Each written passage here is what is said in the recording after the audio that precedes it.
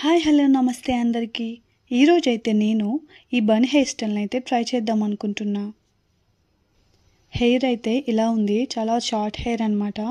దీంతో bun hair style try చేయడం కొంచెం డిఫికల్టే, కానీ ట్రై చేసేద్దాం. ఫస్ట్ అయితే ఇలా ఉన్న హెయిర్ని సెషన్స్లా డివైడ్ చేసుకొని ఆ తర్వాత క్రింపింగ్ అయితే స్టార్ట్ చేసేసుకున్నా. ఆఫ్టర్ క్రింపింగ్ హెయిర్ అయితే ఇలా వచ్చేసింది. అసలు క్రింపింగ్ ఎందుకు చేయాలనే డౌట్ అయితే రావచ్చు అందరికీ. నాకు కూడా ఫస్ట్లో అదే ఉండే.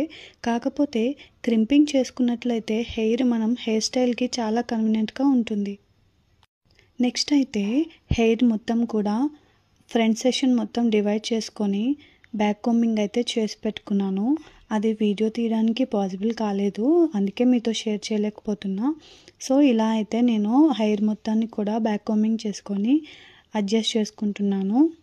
బ్యాక్ కోంబింగ్ ఎలా చేయాలి, బన్ ఎలా ప్లేస్ చేయాలి, ఈ రెండు కూడా మీరు నా నుంచి